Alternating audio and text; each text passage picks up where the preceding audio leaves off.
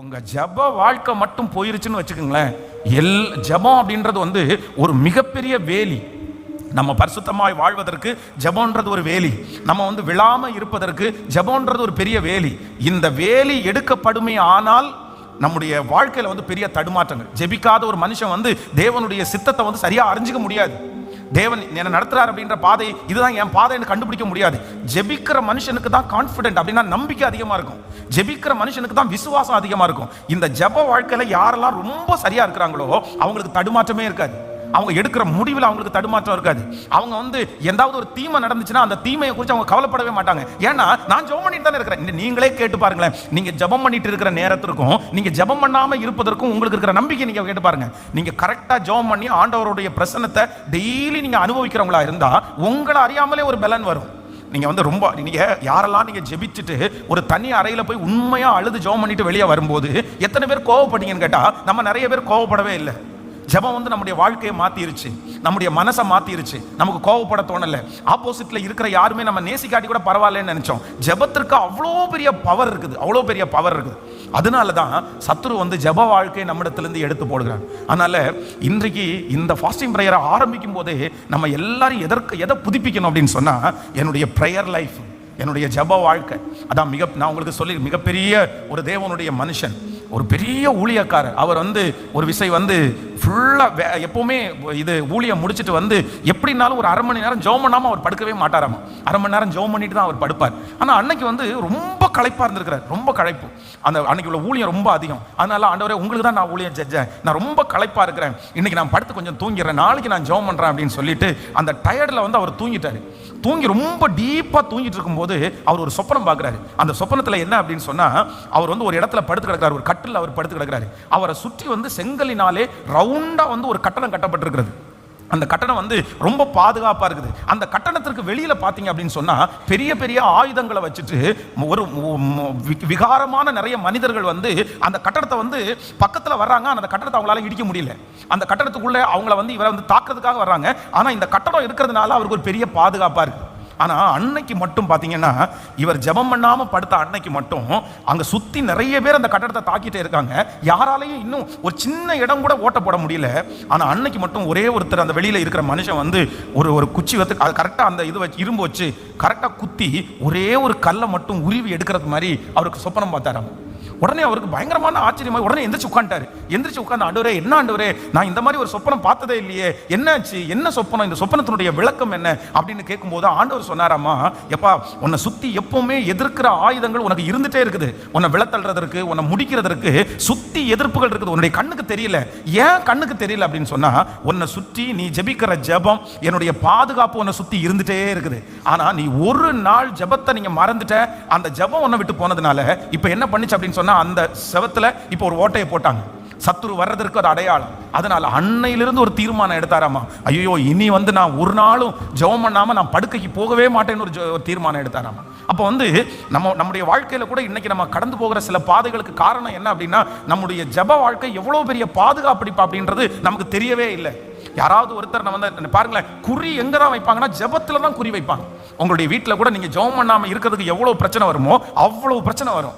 நீங்க அவ்வளவு ஜெபம் பண்றவங்களா இருப்பீங்க. யாராவது ஒருத்தர் வார்த்தை சொல்லுவாங்க, ஆமா நீ பெரிய ஜெபம் பண்ணி கிழிச்சிட்ட, உன் வாழ்க்கை என்ன மாறி இருக்கு அப்படின்னு சொன்னா நமக்கு ஜெபம் பண்ண தோணாது. நீ ஜெபம் பண்ணி தான் எல்லாம் கிடைச்சிச்சா அப்படின்னு சொன்னா நமக்கு ஜெபம் பண்ண தோணாது. சுத்தி பார்ப்போம் அப்படின்னு சொன்னா எங்க பார்த்தாலுமே நமக்கு ஜெபத்திற்கு மட்டும் பாத்தீங்கன்னா ஒரு பெரிய தடை நின்றுட்டே இருக்கும். வேற எதுக்குமே தடை வராது. ஒரு காணிக்கை கொடுக்கறதுக்கு நமக்கு தடை வராது. ஒரு ஊழியம் செய்யறதுக்கு நமக்கு தடை வராது. நம்ம ஒரு உபவாசம் போடணும்னா கூட தடை வராது. ஆனா ஜெபம்னா நமக்கு என்ன வந்துரும்னா உடனே சோறு வந்துரும், அசதி வந்துரும், ஒரு தடை வந்துரும், ஒரு பிரச்சனை வந்துரும். ஏன் அப்படின்னு சொன்னா சத்ருக்கு நன்றாய் தெரியும், ஜெபிக்கிற ஒரு தேவனுடைய பிள்ளைய அவன் தொட முடியாது அப்படின்னு சொல்லி அவன் நன்றாய் அறிந்திருக்கிறான். ஜெபிக்கிற பிள்ளைக்கு ஒரு பெரிய பாதுகாப்பு இருக்குன்றதை அவன் அறிந்திருக்கிறான். அதனால யாருடைய ஜெப வாழ்க்கை எல்லாம் இடிஞ்சு போய் கிடக்கிறதோ, யாருடைய ஜெப வாழ்க்கை எல்லாம் சிதைந்து போய் கிடக்கிறதோ, ஆண்டவரே இன்னைக்கு என்னுடைய ஜெப வாழ்க்கை நீங்க என்ன பண்ணுங்கன்னா நீங்க புதுப்பீங்க. ஆண்டவரே நம்மளை பாதுகாக்கிற ஒரு பெரிய பெட்டகம் எது அப்படின்னு சொன்னா ஜெபம் தான் நம்மளை பாதுகாக்கிற பெட்டகம். ஸோ சில மனிதர்களுக்குள்ள வந்து பார்த்தீங்க அப்படின்னா அவங்களுக்குள்ள பிசாசு குடியிருக்கும், வெளியில் தெரியாது. இப்போ பிசாசு எல்லா பிசாசுமே வந்து ஒரு மனுஷனுக்குள்ள இருக்கிற எல்லா பிசாசுமே வெளியே தெரியாது. நம்ம என்னன்னா ஜெபம் பண்ணி கை வச்ச உடனே ஆடுது, அதுதான் பிசாசு அப்படின்னு நினைக்கிறோம். சில பிசாசு உள்ளுக்குள்ளேயே இருக்கும், நல்லவங்களாகவே இருக்கும், பைபிள் வாசிக்கும், ரொம்ப ஊழியம் செய்யும். பிசாசு ஊழியம் செஞ்சான்னு கேட்டா ஆமா. அப்போஸ்தலனாகிய பவுலுடைய நாட்களில் பிசாசு ஊழியம் செஞ்சா இல்லையா? ஆமா, இதோ உன்னதமான தேவனுடைய ஊழியக்காரர் நமக்கு ரட்சிப்பை குறித்து அறிவிக்க முடியாது வந்திருக்காங்கன்னு பேசுனது வந்து என்ன ஆர்எஸ்எஸ் காரனா இல்ல அப்படின்னு சொன்னா நல்ல பெரிய பிரசங்கியாரா? கிடையாது. யாரு? அந்த பிசாசு பிடித்திருந்தா அந்த மனுஷி தான் அப்படி சொல்றாங்க. நீங்க வந்து அப்போஸ்தலர் 16ஆம் அதிகாரத்தினுடைய 16வது வசனத்தை வாசிக்கும் போது, நாங்கள் ஜெபம் பண்ணுகிற இடத்திற்கு போகையில் குறி சொல்ல ஏவுகிற ஆவியை கொண்டிருந்து குறி சொல்லுகிறதினால் தன் எஜமானுக்கு மிகுந்த ஆதாயத்தை உண்டாக்கின ஒரு பெண் எங்களுக்கு எதிர்பட்டாள். அவள் பவுலையும் எங்களையும் பின்தொடர்ந்து வந்து, இந்த மனுஷர் உன்னதமான தேவனுடைய ஊழியக்காரர், ரட்சிப்பின் வழியை நமக்கு அறிவிக்கிறவர்கள் என்று சத்தமிட்டாள். யார் ஊழியம் செய்து? யாரு? குறி சொல்ற அம்மா. உள்ளுக்குள்ள இருக்கிறது மொத்தம் எது? பிசாசு. ஆனா அந்த பிசாசு என்ன பண்ணுது? அப்போஸ்தலனாகிய பவுல வந்து அடையாளம் காமிச்சு கொடுக்குது. இது இவங்க ஆண்டவருடைய நாமத்தினால வந்திருக்கிறாங்க, இவங்க வந்து ரொம்ப ஆண்டவருடைய பிள்ளைங்க, ரட்சிப்பின் வழியை நமக்கு அறிவிக்கிறவர்கள். அதனால ரொம்ப நம்ம கவனமா இருக்க வேண்டியது என்ன அப்படின்னு சொன்னா, பிசாசு வந்து எல்லாத்துக்கும் நம்மளை விட்டுறலாம். ஆனா ஒண்ணு ரொம்ப கவனமா இருக்க வேண்டியது என்ன அப்படின்னு சொன்னா, ஆண்டவரே இன்றையிலிருந்து இந்த பிரேயர் அப்படின்றது ஒரு பெரிய லிங்க். ஆனா இதை வந்து நீங்க நான் வந்து பாருங்களேன், கிட்டத்தட்ட என்னுடைய 15 வயசு வரைக்குமே நான் வந்து யார் அப்படின்னு சொன்னா, ரொம்ப வந்து ஒரு பெரிய நல்ல ஒரு சர்ச் பிள்ளை அப்படின்னா யாருமே தப்பு சொல்ல மாட்டாங்க. எங்க பாஸ்டர் ஒரு நெகட்டிவ் கூட என்னை பற்றி சொல்ல மாட்டார். எல்லாத்துலேயும் முதன்மையா இருப்பேன், எல்லாத்துலேயும் ஃபர்ஸ்ட், எல்லாம் ஓகே. ஆனா என்ன அப்படின்னு சொன்னா, நான் அவ்வளோ மணி நேரம் ஜெபம் பண்ணுவேன், அவ்வளோ கை தட்டுவேன், அவ்வளோ ஆராதிக்கிற மாதிரி இருப்பேன். ஆனா உண்மையான ஆராதனை அப்படின்றது எப்ப நான் கண்டுபிடிச்சேன் அப்படின்னா, கிட்டத்தட்ட 2003 தான் வந்து நான் வந்து உண்மையா ஆண்டவரை நெருங்கவே ஆரம்பிச்சேன். அப்பதான் கிறிஸ்டியானிட்டினா இதானா, ஆண்டவர்ன்றது இதுதானா, வேதம்ன்றது இதுதானா, இப்படிதான் நம்ம ஜெபம் பண்ணணுமா, அப்பதான் ஆண்டவருக்குள்ள ஒரு இன்டிமேசி, அந்த சரியான ஒரு ஜெப வாழ்க்கையை நான் கண்டுபிடிச்சது எப்ப அப்படின்னா 2003 தான் கண்டுபிடிச்சேன். அது வரைக்கும் நான் ஒரு கிறிஸ்தவன் தான், அது வரைக்கும் நல்ல கிறிஸ்தவன், அது வரைக்கும் ஃபர்ஸ்ட் ரேங்க் எடுக்கிற கிறிஸ்தவன். அப்படி அதனால நம்ம வந்து ஆண்டவர் அறிஞ்சிக்க முடியாது. அதனால உங்களுடைய ஜெபம் வந்து சிலர் ரெகுலரா ஜெபம் பண்ணிட்டு இருப்பாங்க, ஆனா அந்த ஜெபத்துல வந்து ரொம்ப அறிஞ்சு ஜெபம் பண்ணணும். இன்னொன்று ரொம்ப அவசியமானது, ஆண்டவரே என்னுடைய ஜெப வாழ்க்கையை மட்டும் நான் என்ன பண்ணணும் அப்படின்னு சொன்னா, அதை எக்காரணம் கொண்டும் எதற்காகவும் நம்ம என்ன பண்ணக்கூடாதுன்னா, அதுல ஒரு இடைவெளியை நம்ம கொண்டு வந்துடவே கூடாது. நம்ம வந்து சர்ச்சுக்கு ஒரு வாரம் வரலைன்னு வச்சுக்கோங்களேன், அவ்வளோதான், அடுத்த வாரம் வரமாட்டாங்க. அது ஒரு கண்டினியூவாக அது போயிட்டே இருக்கும். அதனால் இங்கே இருக்கிறவங்க வந்து உங்களுடைய ஜெப வாழ்க்கையில் இடையில தோய்வு ஏற்பட்டிருக்கிறதா, இன்றைக்கு ஜெபத்தோடு கூட ஆண்டவரத்தில் கேட்போம், ஆண்டவரே மீண்டும் எனக்கு தாங்க. எது தாங்கன்னா, எனக்கு அந்த ஜெப வாழ்க்கையை கர்த்தர் தருவீராக. பாருங்க, சிம்சோனுடைய வாழ்க்கையில் வந்து சிம்சோன் வந்து ஒரு மிகப்பெரிய பராக்கிரமசாலி. சிம்சோன் வந்து ஆண்டவர் வந்து சின்ன வயசுலேயே ஆண்டவர் வந்து அவனை கர்த்தர் அவருக்காக வேறு பிரித்தார். சின்ன வயசுலேயே சிங்கத்தை கொன்றவன். இப்படியே அவனுக்கு நிறைய ஹிஸ்டரி இருக்குது. ஆண்டவரால் பயன்படுத்தப்பட்ட ஒரு பாத்திரம். ஆனால் சிம்சோனுடைய வாழ்க்கையில் எது அவனுக்கு இல்லை அப்படின்னு சொன்னால், ஒன்னே ஒன்று மட்டும்தான் இல்லை. ஏன்னா ப்ரேயர் லைஃப் இல்லை. இந்த ப்ரேயர் லைஃப் இல்லாததுனால, ஜெபம்ன்ற ஒன்று இல்லாததுனால, அவனுடைய வாழ்க்கையில் வந்து எவ்வளவு வெற்றி அடைஞ்சானோ அவ்வளவு அவன் வந்து தோல்வியின் பாதைக்கு கடந்து போனான். சிம்சோன் வந்து தன்னுடைய வாழ்க்கையில் ஜெபிச்சது 2 இடம் தான். நான் சொல்லிடுறேன். ஒன்று எங்கே ஜெபிப்பான் அப்படின்னு சொன்னால், கழுதையினுடைய தாடை எலும்பினால 1000 பேரை கொல்லுவான் பாருங்க. கொல்லும் போது இவனுடைய ரொம்ப தாகத்தினால தொண்டை வறண்டு சாகிற மாதிரி ஒரு சூழ்நிலைக்கு போன உடனே, ஆண்டவரே நான் வந்து இந்த எதிரிகளோட சாகணுமா அப்படின்னு கேட்டு ஜெபம் பண்ண உடனே ஆண்டவர் ஒரு நீரூற்றை கட்டளையிட்டு அவனை வந்து கர்த்தர் வந்து அற்புதம் செய்வார். ஒன்று அங்கதான் ஜெபம் பண்ணான். அதற்கு பிறகு எந்த இடத்துலையும் சிம்சோன் போய் ஆண்டவருக்கு முன்பாக நின்று ஆண்டவரே அப்படின்னு அவன் ஜெபம் பண்ணிருக்கவே மாட்டான். ரெண்டாவது அவன் எங்க ஜெபம் பண்ணுவான் அப்படின்னு சொன்னா, அவனுடைய 2 கண்ணையும் பிடுங்கி காசாவுக்கு கொண்டு போய் மாவரைக்க வைப்பாங்க. அவனுக்கு அது பிடிக்கவே பிடிக்காது, அந்த லைஃபே பிடிக்காது, ரொம்ப கஷ்டமா இருக்கும். நீங்க வந்து அது நியாயாதிபதிகள் 16ஆம் அதிகாரத்தினுடைய 28வது வசனத்தை வாசிக்கும் போது, அப்பொழுது சிம்சோன் கர்த்தரை நோக்கி கூப்பிட்டு, கர்த்தராகிய ஆண்டவரே, நான் என் 2 கண்களுக்கு ஒரே தீர்வாய் பெலிஸ்தியரின் கையிலே பழி வாங்கும்படி இந்த ஒரு விசை மாத்திரம் என்னை நினைத்தருளும், தேவனே என்னை பலப்படுத்தும் என்று சொல்லி, சிம்சோன் அந்த வீட்டை தாங்கி நிற்கிற 2 தூண்களில் ஒன்றை தன் வலது கையிலையும் மற்றொன்றை தன் இடது கையினாலும் பிடித்து கொண்டு, என் ஜீவன் பெலிஸ்தரோட கூட மடிய கடவுது என்று சொல்லி பலமாய் சாய்க்க, அந்த வீடு அதில் இருந்த பிரபுக்கள் எல்லார் மேலும் விழுந்து, இவ்விதமாய் அவன் உயிரோடு இருக்கையில் அவனால் கொல்லப்பட்டவர்களை பார்க்கலும் அவன் சாகும் போது அவனால் கொல்லப்பட்டவர்கள் அதிகமாக இருந்தார்கள். நல்லா கவனிச்சுங்க, சிம்சோன் வந்து தன்னுடைய லைஃப்ல வந்து ஜெபிக்கிறது 2 இடம் தான். ஒரு இடம் எங்க? ஒரு இடம் தாகத்தினால மாண்டு போகும்போது, இன்னொரு இடம் எங்க அவனுடைய கண்களை பிடுங்கி இப்ப அவனால பிடிக்கல அந்த வாழ்க்கை. அதனால என்ன சொல்றான்னா, இந்த ஒரு உடனே ஆண்டவர் இந்த 2 டைமே ஆண்டவர் அவனுக்கு அற்புதம் செய்தார். 2 டைமே. ஒருவேளை அவன் வந்து அவருடைய ஜெப வாழ்க்கையில தடுமாறும் போது நமக்கு நிறைய பேருக்கு குற்றமான சாட்சியை கொடுத்து எங்க போறதுக்கு தடை பண்ணுவான்னா, ஆண்டவருடைய சமூகத்திற்கு போறத பிசாசு தடை பண்ணிடுவான், ஸ்டாப் பண்ணிடுவான்.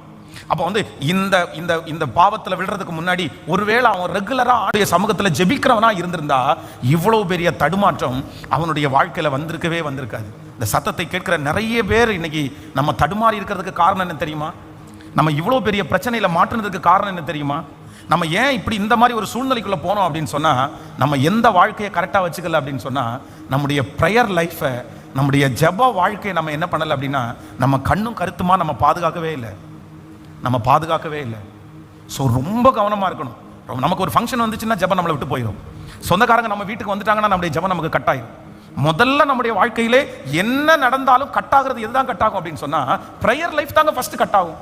ஜெப வாழ்க்கை தான் முதல்ல கட்டாகும். அன்னைக்கு நம்ம ஜெபம் பண்ண மாட்டோம். இல்லை, அது ஒரு மிகப்பெரிய பாதுகாப்பினுடைய இழப்பு. சங்கீதக்காரனாகிய தாவீது வந்து அவருடைய ராஜ்ய பாரத்தை வந்து அவ்வளவு நேர்த்தியாய் செய்கிறதற்கு காரணம் என்ன அப்படின்னு சொன்னா, அவனுடைய ப்ரேயர் லைஃப் தான். ஏன்னா போய் நிப்பான் ஆண்டவருடைய சமூகத்தில். ஆண்டவரே, அவர் சங்கீதக்காரன் சொல்லும்போது என்ன சொல்றாரு அப்படின்னு சொன்னா, நான் படுத்தேன், நான் நித்திரை செய்தேன், நான் விழித்துக் கொண்டேன், கர்த்தர் என்னை தாங்குகிறார், என் உள்ளத்தில் விசாரங்கள் பெருகையில் அவருடைய ஆறுதல்கள். என் ஆத்துமாவே நீ ஏன் கலங்குகிறாய், ஏன் எனக்குள் தியங்குகிறாய், கர்த்தரை நோக்கி காத்துரு. எப்போ பார்த்தாலும் அவனுடைய லைஃப்ல என்ன அப்படின்னா, இந்த ப்ரேயர் லைஃப் ஜெப வாழ்க்கை. விழுந்தாலும் அவன் திரும்ப எழும்பின காரணம் என்னன்னா அவனுடைய ப்ரேயர் லைஃப். ஆனா நீங்க வந்து அவனுடைய மகனாகிய சாலோமனை எடுத்து பாருங்க. அவன் லைஃப்ல ஒரே ஒரு டைம் ஒரு ப்ரேயர், நான் ரொம்ப சிறுமையா இருக்கிறேன். ஆண்டவர் கேட்கிறார் என்ன வேணும்னு கேட்ட உடனே, நான் ரொம்ப சின்ன பையனா இருக்கிறேன், எனக்கு இந்த ஜனங்களை வழி நடத்துறதுக்கு ஞானத்தை தாங்கன்னு சொல்லும்போது ஆண்டவர் சொல்றாரு, கேளாத ஐஸ்வர்யத்தை உனக்கு தந்தேன்.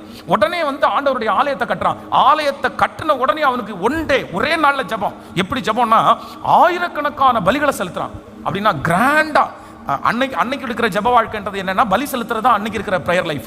அப்போ எல்லாரை விட ஆண்டவருக்கு பெஸ்டா பண்ணணும் நினைச்சு அன்னைக்கு அந்த டெடிகேட் பண்ற, அன்னைக்கு அந்த சர்ச் டெடிகேட் பண்ற அன்னைக்கு தன்னுடைய வீட்டில் ஒரு மிகப்பெரிய கல்யாண விருந்து பண்ணா எப்படி இருக்கும், அந்த அளவுக்கு அந்த ஃபங்க்ஷனை வந்து டெவலப் பண்ணவன் தான் சாலமோன். ஆனா அந்த ஒன் டே ஜெபத்தோட அவன் என்ன பண்ணிட்டான்னா, மொத்த ஃபைலையும் மூடி வச்சுட்டு அவ்வளவுதான், அந்த ஒரு நாள் பலி செலுத்தினா போதும் அப்படின்னு நினைச்சிட்டாரு. அதுக்கப்புறம் ஜெபமே பண்ணல. இப்ப ஜெபம் பண்ணாததுனால கர்த்தர் தான் அவனுக்கு ஞானம் கொடுத்தாரு, ஆண்டவர் தான் அவனுக்கு பணம் கொடுத்தாரு. ஆனா வேதம் சொல்லுது, அந்நிய நுகத்துல, அந்நிய தேசத்துல அவன் நாளுக்கு நாள் என்ன பண்ணான் அப்படின்னு சொன்னா, ரொம்ப டீப்பா போயிட்டே இருந்தான். எது அவனை தடுத்து நிறுத்திச்சு அப்படின்னு சொன்னா, எது அவனை அவ்வளவு தூரத்துல கொண்டு போயிடுச்சு அப்படின்னு சொன்னா, அந்த ப்ரேயர் லைஃப் அவன் வைக்காதனால ஆண்டவருக்கும் அவனுக்கும் உள்ள தொடர்பு என்ன போயிடுச்சுன்னா ரொம்ப அற்று போயிடுச்சு. அதனால இன்றைக்கு ஆண்டவருடைய எல்லாரும் புதுப்பிக்க கேட்க போறோம். என்ன புதுப்பிக்க கேட்டு, டெய்லி ஆண்டவரே நான் எங்க நிக்கணும் அப்படின்னு சொன்னா, உங்க சமூகத்துல வந்து நிற்கிறதற்கு எனக்கு ஒரு கிருபையை தருவீராக. ஜெப வாழ்க்கையை நம்ம விடுறது அப்படின்றது வந்து ஐயோ ரொம்ப ரொம்ப ரொம்ப ரொம்ப ஆபத்தான ஒன்று. நீங்க ஒருவேளை ஒரு 5 வருஷத்துக்கு முன்னாடி நான் நல்லா ஜெபம் பண்ணேன், இப்ப ஜெபம் பண்ணலையா, திரும்ப அந்த ப்ரேயர் லைஃப் ஆரம்பிங்க. நான் ஃபர்ஸ்டெல்லாம் காலையில் எழும்பி ஜெபம் பண்ணுவேன் பாஸ்டர், அதிகாலையில் எந்திரிச்சு ஜெபம் பண்ணுவேன். பட் இப்போ அது மாதிரி இல்லை, எனக்கு உடம்பு ரொம்ப டயர்டாக இருக்குது. இல்லை, வேதம் சொல்லுகிறது, நீங்கள் உங்கள் மாம்சம் பலவீனம் உள்ளது, ஆனால் ஆவியோ உற்சாகம் உள்ளது. நீங்கள் ஆவியில் உற்சாகம் ஆயிட்டீங்க அப்படின்னு சொன்னால் உங்கள் மாம்ச பலவீனம் ஒன்றும் பண்ணாது. கை கால்கள் கட்டப்பட்டிருந்த ஒரு மனுஷனால் ஆண்டவரை ஆராதிக்க முடியும்னா, உங்கள் சரீரம் முழுக்க கட்டி வச்சிருந்தா கூட உங்கள் இருதயம் ஆண்டவரை துதிச்சுட்டே இருக்கும், உங்கள் வாய் ஆண்டவரை போற்றிட்டே இருக்கும். அந்த அளவிற்கு ஆண்டவர் நம்மளை நிரப்புறதுக்கு வல்லவராக இருக்கிறார். அதனால ரொம்ப முக்கியமானது என்ன அப்படின்னா, அந்த ப்ரேயர் லைஃப், அந்த ஜெப வாழ்க்கை. ஸோ அதுக்கு எந்த விதத்திலும் நான் என்ன பண்ண மாட்டேன்னா, அதை காம்ப்ரமைஸ் பண்றதே இல்லை. பாருங்க, உலகத்தில் இருக்கிறவங்க பாருங்க, விக்கிரக ஆராதனைக்காரங்களை பாருங்க, எதுக்கு வேணாலும் அவங்க லீவ் போடுவாங்க, எதுக்கு வேணாலும் எது பண்ணலாம். ஆனா இந்த சாயந்தரமும் காலையிலையும் போய் சில கடைகளில் பாருங்க, இந்த விளக்கு பற்ற வைக்கிற நேரம் இருக்கு பாருங்களேன், யார் அதை மிஸ் பண்றான்னு நினைக்கிறீங்க? நம்ம வந்து நிறைய பேர் கடை வச்சிருக்கிறவங்க, தொழில் வச்சிருக்கிறவங்க, காலையில கொஞ்சம் லேட் ஆச்சு அப்படின்னா அவசரமா போய் கடையை திறப்பாங்க. கடையை திறந்துட்டு இயேசு அப்படியே மளிகை ஜாமான் இருக்குதா எடுத்து கொடுக்கவே ஜெபம் பண்ணிடுவோம். இல்லை அப்படின்னு சொன்னா அப்படியே ஆண்டவரே பார்த்துக்குங்க ஆண்டவரே, இவங்க ஒரு 4 கஸ்டமர்ஸ் வந்திருக்காங்க, இவங்களை அனுப்பிட்டு 11 மணிக்கு நான் ஜெபம் பண்ணிடுறேன் ஆண்டவரே அப்படின்னு நம்ம ஆலோசிச்சிருவாங்க. ஆனா உலகத்துல இருக்கிற மனுஷன், விக்கிரகத்தை வழிபடுறவங்க கூட காலையில எந்திரிச்சு அந்த கடையை ஓபன் பண்ணாங்கன்னா எவ்வளவு பெரிய கஸ்டமர் இருந்தாலும் 15 நிமிஷம் வெயிட் பண்ணியா, நீ நான் தொடச்சு எண்ணெய் ஊற்றி விளக்கு பற்ற வச்சு மாலை போட்டு டம்ளர் தண்ணியோ எல்லாத்தையும் வச்சுட்டு அதுக்கப்புறம் தான் அதில் வந்து அவங்க எந்த காரணத்தை கொண்டு விட்டு கொடுக்க மாட்டாங்க. அப்போது அவங்களே அப்படி செய்கிறாங்கன்னா நம்ம ஆராதிக்கிற தேவன் உண்மை உள்ளவர் அல்லவா? அவர் உண்மை உள்ளவர் அல்லவா? நம்ம எவ்வளவு கண்ணும் கருத்துமா இருக்கணும். இன்றைக்கு நம்முடைய வீடுகளிலே ஒரு ஜெப வாழ்க்கை வரட்டும், நம்முடைய பிள்ளைகளுக்குள்ள ஒரு ஜெப வாழ்க்கை வரட்டும், நம்முடைய குடும்பத்தில் ஒரு ஜெப வாழ்க்கை வரட்டும். இதுவரையிலும் இருக்கிற அந்த தோய்வுகளை ஆண்டவர் மாற்றுவாராக. அந்த ஜெபத்தோட ஒரு கனெக்ஷனை ஆண்டவர் நமக்கு எல்லாருக்கும் இப்பொழுது உருவாக்குவாராக. அதனால நீங்க வந்து இன்னைக்கு ஒரு தீர்மானத்தோட போங்க. ஆகிற வரைக்கும் எதுல மட்டும் எனக்கு நான் என்ன நடந்தாலும் நான் எதை விட மாட்டேன் அப்படின்னு சொன்னா, எனக்கு பாதுகாப்பா இருக்கிற ஒரு பெரிய பெட்டகம் என்ன அப்படின்னா ப்ரேயர் லைஃப், ஜெப வாழ்க்கை. அதுவும் ஜெப வாழ்க்கை அப்படின்றது நான் திரும்ப சொல்றேன், கடமைக்கான ஜெப வாழ்க்கை அல்ல, கடமைக்காக அல்ல, இல்லைன்னா போய் சும்மா நின்றுட்டு உணர்வே இல்லாத ஜெபம் அல்ல. அப்படியே இருதயத்தோட சேர்ந்து, மனசோட, முழு இருதயத்தோட, முழு பலத்தோட அப்படி ஒரு ஜெபம் டெய்லி. அந்த இடத்துல மட்டும் கேப்பே விடாம இருங்க. நான் நம்புறேன், அன்றைய நம்மளுடைய தீர்மானத்தின்படி அழைக்கப்பட்டவர்களாகி தேவனிடத்தில் அன்பு கூறுகிறவர்களுக்கு சகலமும் நன்மைக்கு ஏதுவாக தான் நடக்கும். அன்னைக்கு எது நடந்தாலும் நன்மைக்காக தான் நடக்கும். அது கண்டிப்பாக தீமை வருவதே இல்லை. ஆண்டவர் வந்து ரொம்ப, நீங்க ஆண்டவருக்கு வந்து ஒரு இடத்தையும் ஒரு டைமையும் நீங்க ஃபிக்ஸ் பண்ணிட்டீங்கன்னு வைங்களேன், ஆண்டவர் அந்த இடத்துல அந்த நேரத்தில் உங்களுக்காக கண்டிப்பா அவர் வருவார். அந்த இடத்துல இதுல மாற்றமே இல்லை. ஒரு கிராமத்தில் வந்து உங்களுக்கு சொல்லியிருக்கிறேன், டேவிட் அப்படின்ற ஒரு சின்ன பையன், அம்மா அப்பா 2 பேருமே சின்ன வயசுல இறந்து போயிட்டாங்க, அனாதையாக்கப்பட்டான். உடனே அவங்களுடைய பாஸ்டர் வந்து அவனை வந்து செலவு பண்ணி நான் அவனை படிக்க வைக்கிறேன் அப்படின்னு சொல்லி அவனை வந்து ஒரு வீடு எடுத்து ஒரு வேலை செய்யறவங்கள தங்க வச்சு அந்த பையனுக்கு வந்து அழகா வந்து அவனை படிக்க வச்சுட்டு இருந்தாரு. அந்த பையன் டெய்லி காலையில எந்திரிச்சு ஸ்கூலுக்கு போறதுக்கு முன்னாடி தன்னுடைய வீட்டில இருந்து கிளம்பி வந்து அவ்வளவுதான் அந்த அந்த அந்த அந்த ஆலயத்திற்கு உள்ள வந்து நின்று சத்தமா, எசப்பா உங்க பிள்ளை உங்க மகன் நான் டேவிட் வந்திருக்கிறேன், அவ்வளவுதான்.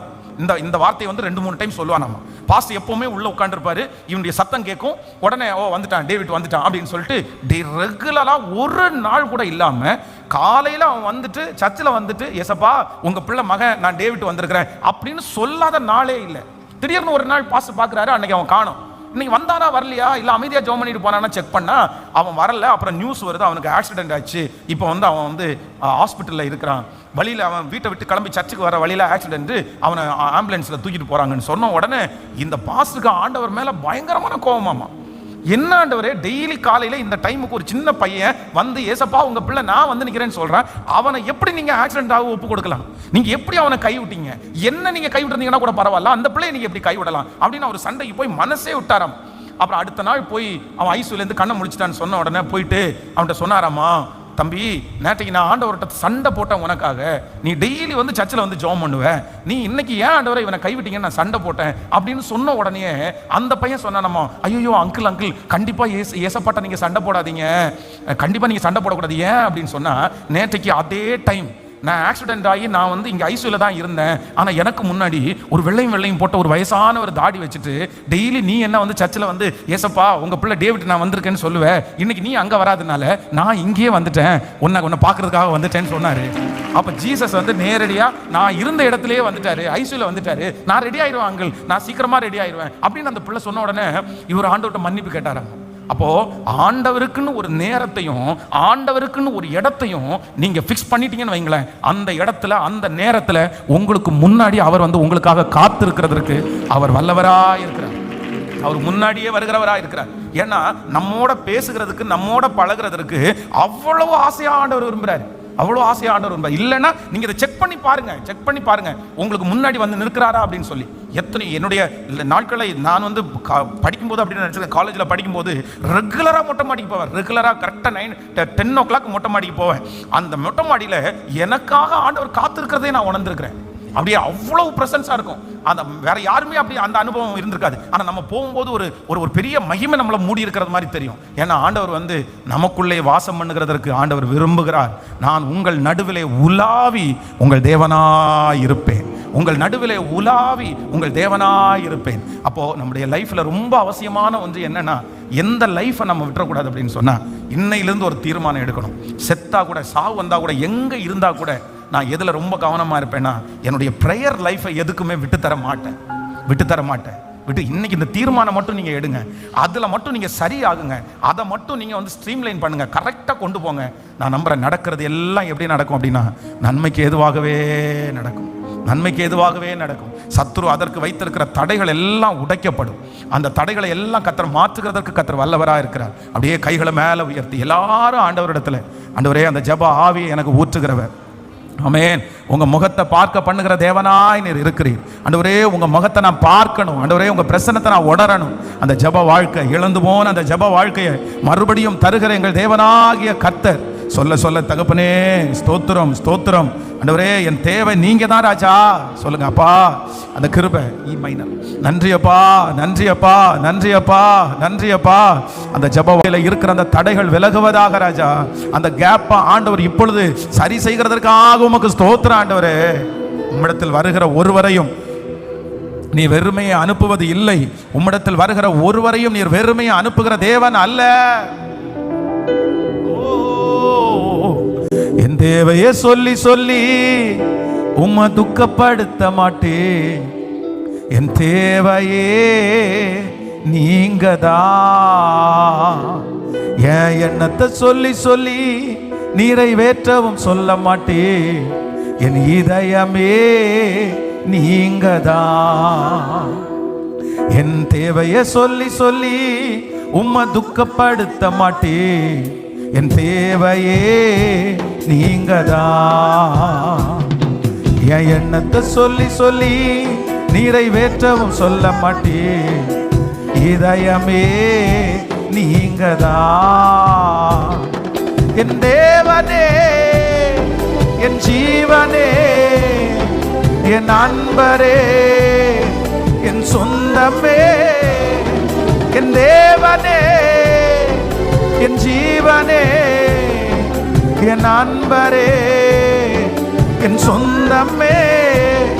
இந்த வானம் பூமியாவும் ஆளும் தேவன் நீங்கதான்.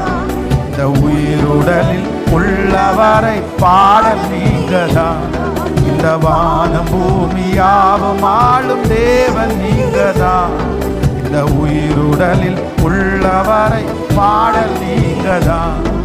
என் தேவையை சொல்லி சொல்லி உம்மை துக்கப்படுத்த மாட்டேன். என் தேவையே நீங்கதான். பாடுவோம். என் எண்ணத்தை சொல்லி சொல்லி நிறைவேற்றவும் சொல்ல மாட்டேன்.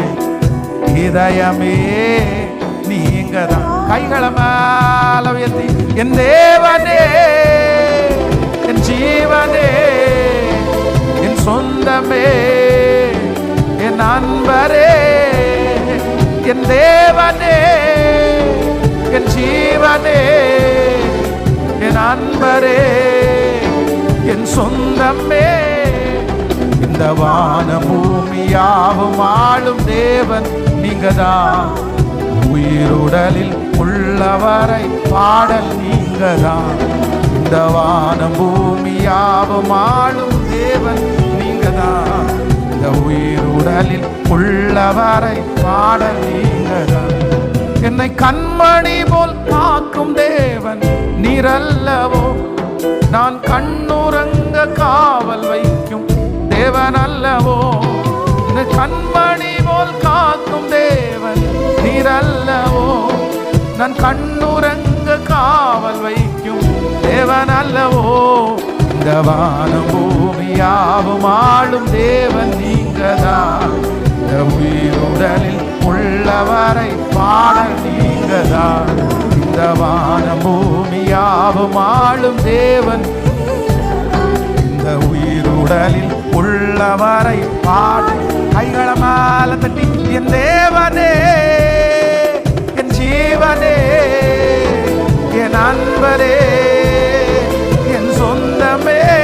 சத்தமாய தேவனே, என் ஜீவனே, என் அன்பரே, என் சொந்த. திரும்ப திரும்ப என் தேவனே, என் தேவனே, என் ஜீவனே, என் சொந்தமே. இந்த வான பூமியாவும் ஆளும் தேவன் நீங்கதான்.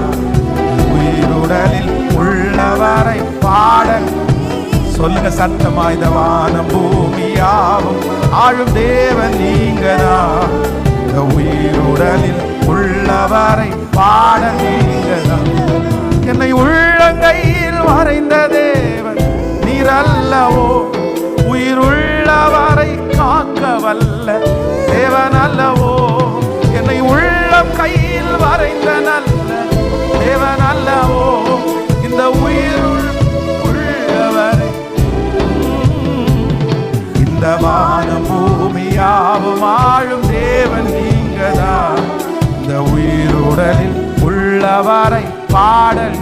நீங்கதான்.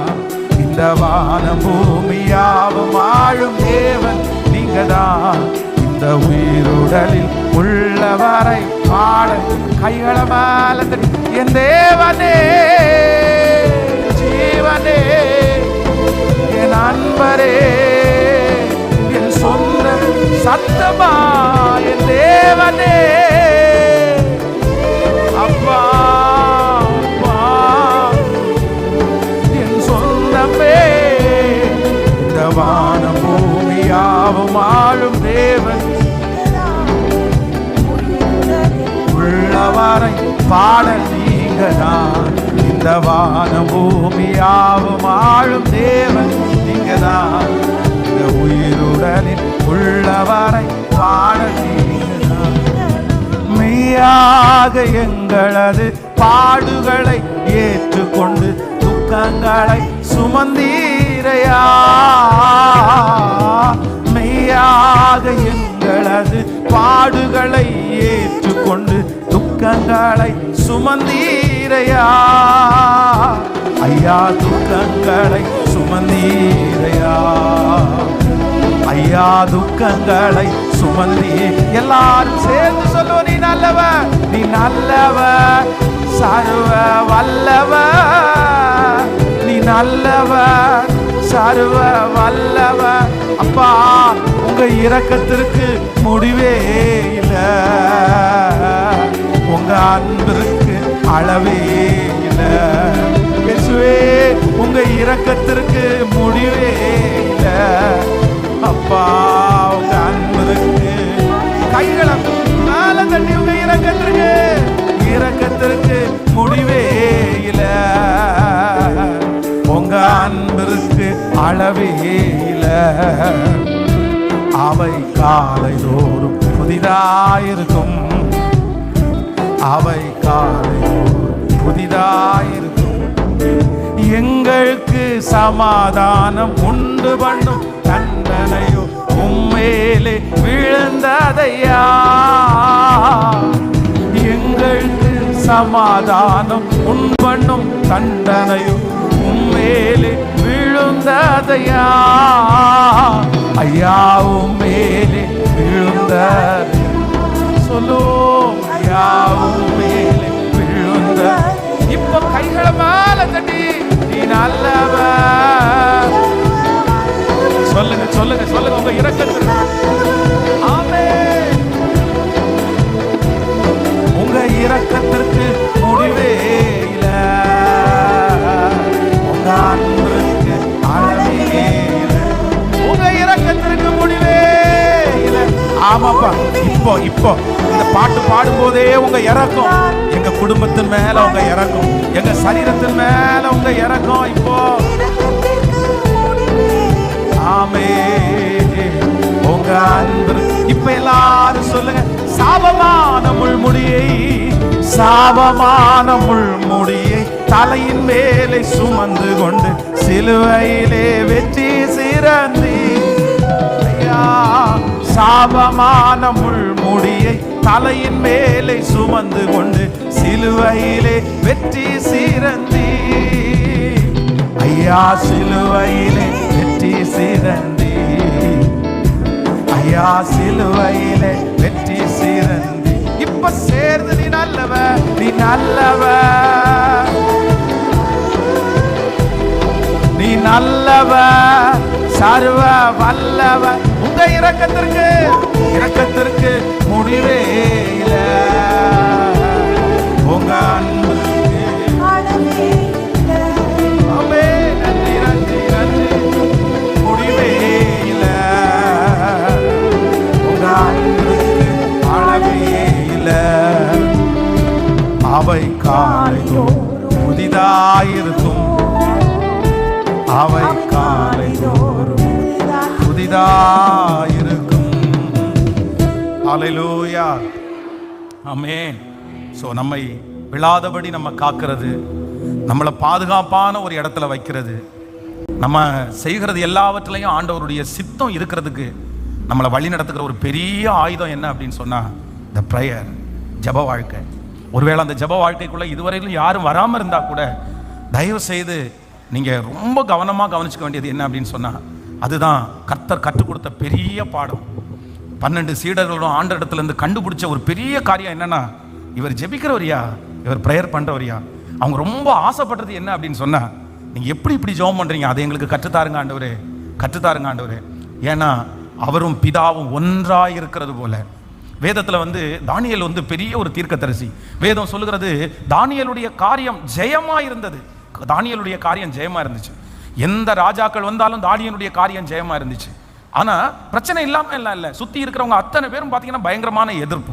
வேலை செய்கிறவங்க எல்லாம் பயங்கர எதிர்ப்பு. அவனை நிறைய விஷயத்தில் தேடுறாங்க, எதுலையும் கண்டுபிடிக்க முடியல. கடைசியில் ஒன்று மட்டும் சொல்கிறாங்க, இவன் ஜெபம் பண்ணுற காரியத்தில் தான் அவனை ஏதாவது பண்ண முடியும் அப்படின்னு சொல்லி ராஜா அவனுடைய மனசை மாற்றி கையெழுத்து வாங்கிட்டு அவ்வளோதான், இனி ஜபிக்கவே கூடாதுன்ற ஒரு கட்டளை கொண்டு வந்துட்டாங்க. ஆனால் வேதம் சொல்லுது, அந்த பத்திரத்திற்கு கையெழுத்து வைக்கப்பட்டது என்று அறிந்திருந்த போதும் தெரிந்த போதிலும் தானியேல் என்ன பண்ணார் அப்படின்னா, தினமும் 3 வேளை. நீங்கள் தானியேலின் தீர்க்கதரிசன புஸ்தகம் 6ஆம் அதிகாரத்தினுடைய 10வது வசனத்தை வாசிக்கும் போது, தானியேலோ வென்றால் அந்த பத்திரத்திற்கு கையெழுத்து வைக்கப்பட்டிருந்தது என்று அறிந்த போதிலும் தான் வீட்டுக்குள்ளே போய் தன் மேல் அறையிலே எருசலேமுக்கு நேராய் பலகணிகள் திறந்திருக்க அங்கே தன் முன் செய்து வந்தபடியே தினமும் 3 வேளையும் தன் தேவனுக்கு முன்பாக முழங்கார் படியிட்டு ஜெபம் பண்ணி ஸ்தோத்திரம் செலுத்தினான். நல்லா கவனிங்க, இந்த வசனத்தை கவனிங்க. ஃபர்ஸ்ட் நம்பர் 1, எவ்வளோ எதிர்ப்பு இருந்தாலும் என் ப்ரேயர் லைஃப்பை கண்டிப்பாக நான் வீணடிக்க மாட்டேன்ற ஒரு தீர்மானம். பத்திரத்திற்கு கையெழுத்து வைக்கப்பட்டது என்று சொல்லுங்களேன், அறிந்திருந்த போதிலும் எதிர்ப்பு. எனக்கு என்னுடைய ப்ரேயர் லைஃபுக்கு பயங்கரமான பிரச்சனை வருது. ஜெபம் பண்ணுறதுக்கு ஒரே எதிர்ப்பாக இருக்குது. நீங்கள் நிறைய பேர் ஜெபம் பண்ணாதானே இவங்களுக்கு பிரச்சனை, ஜெபம் பண்ணாதானே இவங்க எல்லாம் இப்படி பண்ணுறாங்க, அதனால நான் ஜெபமே பண்ணலை அப்படின்னு நினைக்கிறீங்கல்ல. பத்திரத்திற்கு கையெழுத்து வைக்கப்பட்டது என்று அறிந்திருந்த போதிலும் தான் ஜெபத்தை நிறுத்தலை. அகைன் வேதம் சொல்லுது, தன் வீட்டிற்குள்ளே மேலறையிலே இவன் ஜெபம் பண்ணுறதுக்குன்னு ஒரு இடத்த வச்சிருக்கிறாரு. இந்த தானியேல் ப்ரேயர் பண்ணுறதுக்குன்னு அவருக்கு ஒரு இடம் இருக்குது. அது வீட்டுக்கு மேலே யாரும் போகாத இடமான்னு தெரியல, ஒரு பிளேஸ். ஆண்டவரை சந்திக்கிறதுக்குன்னு ஒரு இடம், ஆண்டவரோடு உறவாடுறதுக்குன்னு ஒரு இடம். அந்த இடத்துக்கு அவன் கடந்து போனான். நம்பர் 3, 3வது வேதம் சொல்லுது, எருசலேமுக்கு நேராக பலகணிகளை திறந்திருக்க. அப்படின்னா அவனுக்குன்னு ஒரு தீம், அவனுக்குன்னு ஒரு நோக்கம் இருக்கிறது, அவனுக்குன்னு ஒரு விஷன் இருக்குது. நான் என்ன ஜெபம் பண்ண போறேன், நான் என்ன ஆராதிக்க போறேன்னு சொல்லிட்டு ஏற்கனவே ஐ ஆம் டிசைடட். அவனுக்கு முதல்ல அவன் தீர்மானிச்சிட்டு இருந்தான். தன்னுடைய ஜெபத்தை குறித்து அவனுக்கு நாலேஜ் இல்லாம இல்லை, தன்னுடைய ஜெபத்தை குறித்த அறிவு இல்லாம இருக்குல்ல, தான் என்ன ஜெபிக்க போறேன், எப்படி ஜெபிக்க போறேன்னு ஏற்கனவே அவன் மனசுல டிசைன் பண்ணிட்டான். நமக்கு நிறைய பேருக்கு அந்த தாட்டே இல்லை. நம்ம என்னமோ ஸ்தோத்திரம் ஸ்தோத்திரம் ஸ்தோத்திரம், அல்லேலூயா அல்லேலூயா அல்லேலூயா ஹல்லேலூயா ஸ்தோத்திரம் ஸ்தோத்திரம், நல்லவர் நல்லவர் நல்லவர் அப்படின்னு சொன்ன உடனே ஜெபம் முடியுதுன்னு நினைக்கிறோம். கிடையாது. ஒரே வார்த்தையை மீண்டும் மீண்டும் உழப்புறது அலப்புறது அல்ல. இவனுடைய ஜெபத்தில் என்ன இருந்துச்சுன்னா, நான் என்ன ஜெபம் பண்ண போறேன், எருசலேமுக்கு நேராக பலகணிகளை திறந்து வைத்து, அவ்வளவுதான். ஒரே நோக்கம். அவனுக்கு ஜெபத்தில் ஒரு நோக்கம் இருக்குது. நான் இப்படிதான் ஆண்டவரை இன்னைக்கு துதிக்க போறேன், இப்படிதான் ஆண்டவரை இன்னைக்கு ஆராதிக்க போறேன். ஸோ நம்பர் 4, 4வதாக ஜனங்கள் எருசலேமுக்கு நேராய் பலகனை திறந்திருக்க அங்கே தான் முன் செய்து வந்தபடியே தினமும் 3 வேளை. அப்படின்னா அவன் டைம் ஃபிக்ஸ் பண்றான், நேரத்தை ஃபிக்ஸ் பண்றான். நான் ஜெபிக்கிறதுக்குன்னு 3 டைம்ஸ் இருக்குது. எப்படி 3 நேரம் நான் சாப்பிட்றணும், அதே போல காலையிலே மதியானம் இரவும் 3 நேரம் நான் ஜெபம் பண்ணுவேன். அதனால தான் வேதம் சொல்கிறது, தானியேலின் காரியம் ஜெயமாயிருந்தது. தானியேலின் காரியம் ஜெயமாயிருந்தது. சிங்கங்கள் அவனை சேதப்படுத்த முடியவில்லை. சிங்கங்களுடைய வாயை கர்த்தர் கட்டி போட்டார். ஜெபிக்கிறவனுக்கு விரோதமாய் சிங்கங்கள் கர்ச்சிக்க முடியாது. ஜெபிக்கிறவன் எவ்வளவு பெரிய குழியிலே விழுந்தாலும், அந்த குழி முழுவதும் ஆபத்து இருந்தாலும், அந்த ஆபத்து ஜெபிக்கிறவனை தொடவே தொடாது. எவ்வளவு பெரிய ஆபத்துக்குள்ள நீங்க கடந்து போனாலும், ஜெபம் என்கிற பெட்டகம் உங்களை புதிஞ்சிருக்கிறதுனால, ஜெபம் என்கிற மையமா உங்க மேல இருக்கிறதுனால கர்த்தர் வாக்கு கொடுக்கிறார், அது உங்களை சேதப்படுத்த முடியாது. ஜெபிக்கிறவனை சுற்றி கர்த்தர் அக்கினி மதலா இருக்கிறவர், அவனுக்கு ஒரு பெரிய பாதுகாப்பை கொடுக்கிறவர். ஜெபமே ஜெயம், ஜெபமே ஜீவன். அந்த ஜெப ஆவியை கர்த்தர் இன்றைக்கு இந்த உபவாச ஜெபத்திலே மீண்டும் விழுந்து போன அந்த ஜெப ஆவி, உடைக்கப்பட்ட அந்த ஜெப ஆவி, சோர்வினால் உண்டான அந்த ஜெப ஆவியை கர்த்தர் மறுபடியும் இன்னைக்கு கட்டி எழுப்புவாராக. ஹல்லேலூயா, ஆமென். ஃபர்ஸ்ட் எல்லாரும் ஒப்பு கொடுக்க போறோம். இந்த 4 காரியத்தை மனசுல வச்சுக்கங்க. அடுத்தபடியாக அடுத்த செய்தியை நான் சொல்றேன். ஃபர்ஸ்ட் என்ன அப்படின்னு சொன்னா, இந்த தானியேலை போல நம்ம ஜெபிக்க போறோம். பத்திரத்திற்கு கையெழுத்து வைக்கப்பட்டது என்று அறிந்த போதிலும். அப்படின்னா அவனை சுத்தி சூழ்நிலை சரியில்லைன்னு தெரியும், அவனை சுத்தி எதிர்ப்பு அதிகமா இருக்குன்னு தெரியும். இப்ப ஜெபம் பண்ணா பிரச்சனை ஆயிரும், இப்ப ஜெபம் பண்ணா சண்டைக்கு வருவாங்க, ஜெபம் பண்ணுனா என்ன வேணாலும் நடக்கலான்ற ஒரு சூழ்நிலை. ஆனா வேதம் சொல்லுது, அந்த சூழ்நிலை எதையுமே பார்க்கல. நம்பர் 1, உங்க லைஃப்ல நீங்க ஜெபம் பண்றதுக்கு ஃபர்ஸ்ட் நீங்க எந்த சூழ்நிலை இருந்தாலும் இப்ப நீங்க ஒரு தீர்மானம் எடுக்கணும். நான் என்ன பண்ணுவேன்னா, கண்டிப்பா நான் ஜெபம் பண்ணுவேன். கண்டிப்பாக நான் ஜெபம் பண்ணுவேன். என் ஜெபத்தை நான் நிறுத்த மாட்டேன். அந்த சூழ்நிலைக்காக ஆண்டவருக்கு தான் என் சூழ்நிலை தெரியும்ல. ஆண்டவருக்கு இப்போ தானியேல் சொல்லியிருக்க வேண்டியதானே, ஆண்டவருக்கு தான் என் சூழ்நிலை தெரியும்ல. இவ்வளோ பெரிய பிரச்சனை இருக்கும்போது நான் ஜெபம் பண்ணலைன்னா ஆண்டவர் என்ன கோச்சுக்காக போறாரு? ஆமாம், அவர் தான் எனக்காக வாக்கு கடங்காத பெருமூச்சுகளோட வேண்டுதல் செய்கிறார்ல அப்படின்னு அவன் நினைக்கல. இல்லை இல்லை இல்லை, எனக்கு சூழ்நிலை சரி இருக்கோ இல்லையோ, இதை எதிர்த்து நான் என்ன பண்ணுவேன் சொல்லுங்க சத்தமா? ஜெபம் பண்ணுவேன். நம்ம வந்து நிறைய பேர் ஜெபிக்கிறதுக்கு என்ன பண்றாங்கன்னா, நிறைய சாக்கு நம்ம சொல்றோம், நிறைய சாக்கு சொல்றோம். இப்போ ஜெபிக்கிறதுக்கு எத்தனை சாக்கு நீங்க சொல்றீங்க, எத்தனை சாக்கு நீங்க சொல்றீங்க. ஆனா சாப்பிட்றதுக்கு நம்ம என்ன சாக்கு சொல்றோம், நம்ம ட்ரெஸ் பண்றதுக்கு என்ன சாக்கு சொல்றோம், வேற எதுக்குமே நம்ம சாக்கு போக்கு எதுவும் சொல்ல மாட்டோம். எல்லாமே நடந்துரும், எல்லாத்துக்குமே நம்ம ஓகே. ஆனா எதுக்கு மட்டும் தான் நம்ம சாக்கு சொல்லுவோம்னா, இன்னைக்கு காலையில ஒரே தலைவலியா இருந்துச்சுங்க, இன்னைக்கு காலையில அவசரமா நான் கிளம்பி போயிட்டாங்க, என்னென்னமோ சாக்கு சொல்றோம். இல்ல, தானியேலுடைய ஜெப வாழ்க்கையில நம்ம கற்றுக்கொள்ள வேண்டியது முதல் என்ன அப்படின்னு சொன்னா, ஜெபிக்கிறதுக்கு தானியேல் எந்த சாக்கு போக்கும் சொல்லவே இல்லை. ஆமென். பத்திரத்திற்கு கையெழுத்து வைக்கப்பட்டது என்று அறிந்திருந்த போதிலும். எத்தனை பேர் ஆமோதிக்கிறீங்க? ஹல்லேலூயா. சூழ்நிலை எதிராக இருந்தாலும் நான் இனி என்ன பண்ணுவேன்? சத்தமா சொல்லுங்க. நான் என்ன நம்புறேன்னா, உங்களுக்கும் எனக்கும் வந்து நிறைய பேர் என்ன சொல்லணும் அப்படின்னா, நம்முடைய பிள்ளைகள் சொல்லணும் என்ன சொல்லணும், அவங்களுக்கு இது ப்ரேயர் டைம், அவருக்கு இது ஜெப டைம். எங்கள் டேடி இப்போ ஜெபம் பண்ணிட்டு இருப்பாங்க, எங்கள் மம்மி இப்போ ஜெபம் பண்ணிட்டு இருப்பாங்க, என் மகா இப்போ ஜெபம் பண்ணிட்டு இருப்பா, அவளை டிஸ்டர்ப் பண்ண முடியாது. அவங்களுக்கு இது ஒரு தனி ப்ரேயர் டைம், அவங்களுக்கு ஜெபம் பண்ணுற நேரம், இந்த நேரத்தில் அவங்கள மீட் பண்ண முடியாது அப்படின்னு சொல்லுகிறது மாதிரி ஒரு சாட்சியை நிச்சயமாக ஆண்டவர் உங்களுக்கும் எனக்கு தருவாராக. ஹல்லேலூயா. ஜெபம் பண்ணு சொல்லிட்டு இன்னொருத்தரை சொல்றதல்ல. நம்ம என்ன பண்ணணும்னா, ஆமே, நம்ம நிறைய பேர் தப்பிச்சிருவாங்க. என் கணவனார் எனக்காக ரொம்ப ஜெபம் பண்றாரு, என் மனைவி எனக்காக ஜெபம் பண்றாங்க. கணவனார் உங்களுக்காக ஜெபம் பண்றது, மனைவி உங்களுக்காக ஜெபம் பண்றது இல்லை. உங்களுக்காக உங்க கணவனாரும் சாப்பிட முடியாது, உங்களுக்காக உங்க மனைவியும் சாப்பிட முடியாது. அவங்க வயிற்று நிரம்பணும்னா அவங்க சாப்பிட்டு தான் ஆகணும். அதே போல அவங்களுடைய ஆத்மா நல்லா வரணும்னா அவங்க கர்த்தர் சமூகத்தில் போய் நின்று தான் ஆகணும். நமக்காக 1000 பேருடைய ஸ்தோத்திரத்தினால கிருபை பெருகினாலும் ஆண்டவர் எதிர்பார்க்கிறது நம்ம போய் அவர் சமூகத்தில் நிற்கணும்னு தான் ஆண்டவர் எதிர்பார்க்கிறார். ஸோ நம்பர் 1, முதலாவதாக தானியேலுடைய ஜெப வாழ்க்கை பத்திரத்திற்கு கையெழுத்து வைக்கப்பட்டது என்று அறிந்த போதிலும். நம்பர் 2, ரெண்டாவது தானியேலுடைய ஜெப வாழ்க்கை வீட்டுக்குள்ளே போய் தன் மேல் அறையிலே அப்படின்னா ஒரு இடத்தை ஃபிக்ஸ் பண்ணி, இந்த இடம் எந்த இடம் அப்படின்னா, இது ஜெபிக்கிறதுக்கான ஒரு இடம். அது ஒரு சின்ன குட்டியாக இருக்கலாம், அது ரொம்ப பெருசாக இருக்கலாம், அதை பற்றி எல்லாம் இல்லை. ஆனால் ஆண்டவர் சொல்கிறாரு, அந்த இடத்துல கர்த்தர் வாசம் பண்ணுவார், அந்த இடத்துல ஆண்டவர் கடந்து வருவார். எத்தனையோ பேருக்கு பாருங்க, அவங்க பாத்ரூமில் இருந்து ஜெபம் பண்ணுறதுக்கு தான் அவங்களுக்கு வசதி. ஆனால் பாத்ரூமுக்குள்ளே உட்காந்து அவங்க ஜெபம் பண்ணும்போது அங்கே அபிஷேகத்தினால நிரப்பப்பட்டு கர்த்தருடைய பிரசன்னத்தை உணர்ந்தவங்க எத்தனையோ பேர் இருக்கிறாங்க. அதனால சின்ன இடம், பெரிய இடம், குறுகலான அதெல்லாம் கிடையாது. நீங்கள் ஒரு இடத்த ஃபிக்ஸ் பண்ணுங்க, அந்த இடத்துல தேவனாகிய கர்த்தர் கடந்து வருகிறவராக இருக்கிறார். அந்த நேரத்தில் அந்த இடத்துல கர்த்தர் கடந்து வருவார். ஹல்லேலூயா. ஸோ தானியேல் வந்து தன் வீட்டுக்குள்ளே ஒரு இடத்தை ஃபிக்ஸ் பண்ணிட்டாரு. நம்பர் 3, மூன்றாவதாக எருசலேமுக்கு நேராய் தன் பலகணிகளை திறந்து, அப்படின்னா ஒரு விஷன் தான் ஜெபிக்க போகிறத, தான் கேட்க போகிறத, இல்லை என்ன விஷயம் எப்படி ஜெபிக்க போறாருன்னு ஏற்கனவே அவர் என்ன பண்ணிட்டாருன்னா ஃபிக்ஸ் பண்ணிட்டாரு. இன்னைக்கு இந்த பாட்டு நான் பாடுவேன், இந்த பாட்டில் இருக்கிற வார்த்தை என்னை தொற்றுச்சு. இதே போல என்னுடைய ஆண்டவர் பெரியவர். ஒரு நோக்கத்தோடு கூட சும்மா ஜஸ்ட் வந்து ஏதோ போறான் அப்படின்னு இல்லை, கடமைக்காக இல்லாமல் ஒரு நோக்கத்தோடு போய் ப்ரேயர் பண்ணுவோம். ஸோ நம்பர் 4, நாலாவதாக தான் முன் செய்து வந்தபடியே 3 வேளை ஒரு டைமை ஃபிக்ஸ் பண்ணுவோம். எத்தனை பேர் ஆமோதிக்கிறீங்க? 4 காரியத்தை செய்வீங்களே. 1, நம்பர் 1, முதலாவதாக சூழ்நிலையை எதிர்த்து நான் ஜெபம் பண்ண போகிறேன். நம்பர் 2, ரெண்டாவது எனக்குன்னு ஒரு இடத்தை ஃபிக்ஸ் பண்ணி நான் ஜெபிக்க போகிறேன். நம்பர் 3, மூன்றாவது எனக்குன்னு ஒரு டார்கெட், எனக்குன்னு ஒரு விஷனை வச்சு நான் ஜெபம் பண்ண போகிறேன். நம்பர் 4, நாலாவதாக நான் என்ன பண்ண போகிறேன், எனக்காக ஒரு நேரத்தை ஃபிக்ஸ் பண்ணி நான் வந்து ஜெபிக்க போகிறேன். ஹல்லேலூயா. அப்படியே கைகளை உயர்த்தி, எல்லாரும் கைகளை உயர்த்தி அந்த ஜெப ஆவியை ஊற்றுகிறோம். எத்தனை பேர் ஜெபம் பண்ணணும்னு ஆசைப்படுறீங்களோ, அப்படியே ஆன்லைனில் இருக்கிற ஆண்டவருடைய பிள்ளைங்க கூட அப்படியே ஒரு நிமிஷம் எழுமி நின்று கூட ஜெபம் பண்ணிட்டு அப்புறம் உட்கார்ந்து அடுத்த வார்த்தைக்கு நேராகி நம்ம கடந்து போக போகிறோம். எல்லாரும் ஆனால் இந்த ஜெபந்தான் ஒரு பெரிய பெட்டகம், இந்த ஜெபந்தான் ஒரு பெரிய பாதுகாப்பு, இந்த ஜெபந்தான் நமக்கு ஒரு பெரிய ஆசீர்வாதமான ஒன்று. ஹல்லேலூயா. ஜெபம் இல்லாமல் வருகிற உயர்வு அது சரியான உயர்வு அல்ல. ஜெபம் இல்லாமல் வருகிற உயர்வு ரொம்ப ஆபத்தான உயர்வு. ஆமென். கவனிங்க ஆண்டவருடைய பிள்ளைகளே, கவனிங்க, ஒரு நிமிஷம் கவனிங்க. சில விஷயங்கள் வந்து நம்ம ஆண்டவரை தேடினதற்கு பிறகு ஆண்டவர் இல்லாமலே நிறைய விஷயங்கள் நம்மளை தேடி வரும். ஆனால் ஆண்டவர் இல்லாமல் எந்த விஷயம் நமக்கு தேடி வந்தாலும் அது ஆரம்பத்தில் நல்லா இருந்தாலும் அது முடிவில் வந்து நமக்கு நல்லா இருக்காது, அது ஆசீர்வாதமாக இருக்காது. அதனால் சீடர்கள் வந்து ஃபஸ்ட்டு வந்து பிரயாணம் போகிறாங்க. ஆண்டவர் சொல்கிறார், நீ முன்னாடி போங்க, நான் பின்னாடி வரேன்னு சொல்கிறாரு. இல்லை நாங்கள் வெயிட் பண்ணுறோம், நீங்கள் வேணால் ஜெபம் பண்ணிட்டு வாங்க, நாங்கள் இன்னொரு இடத்துல போய் ஜெபம் பண்ணிட்டு வர்றோம், ஒட்டுக்கா போகலாம் அப்படின்னு சீசர்கள் சொல்லியிருக்கலாம். ஆனால் அவங்களுக்கு அது அப்படி சொல்லலை. ஏன்னா ஒருவேளை இந்த 12 பேரும் சரி பாஸ் இருக்கும்போது ரொம்ப ஜாலியா இருக்க முடியாது, பாஸ் வந்து தனியா இருந்துட்டு நம்ம தனியா, பொதுவா எப்பவுமே அப்படிதான் லீடரை விட்டுட்டு மற்றவங்க தனியா போறதான் விருப்பப்படுவாங்க. ஏன் அப்படின்னா லீடர் இருந்தா எதுவுமே சொல்லுங்க, லீடர் இருந்ததை கிண்டல் பண்ண முடியாது, நக்கல் பண்ண முடியாது, சிரிக்க முடியாது, சந்தோஷமா இருக்க முடியாது. அதனால எப்படா போவார் இவரு, நம்ம கூட போறோம்னு சொன்னா கூட நீ வர வேண்டாங்க, நீ கூட வாங்க, நாங்க தனியா போறோம். ஏன்னா அப்பதான் அவங்களுக்கு ஜாலியா. ஒருவேளை சீடர்கள் வந்து அப்படி நினைச்சிருக்கலாம், சரி நல்லதாய் போயிடுச்சு, சரி ஆண்டவரே நீங்க கொஞ்சம் லேட்டாவே வாங்க, நாங்க முன்னாடியே போறோம், அப்படியே ஜாலியா பேசிட்டு அப்படியே போலாம்டா அப்படின்னு கூட நினைச்சிருக்கலாம். ஆனா இயேசு இல்லாம, அந்த காரியம் இல்லாம அவங்க ஸ்டார்ட் பண்ணும்போது நல்லா தான் இருந்துச்சு. ஒன்றும் இல்லை, அவர் தானே சொல்றாரு நம்ம போயிடலாம் அப்படின்னு போயிட்டாங்க.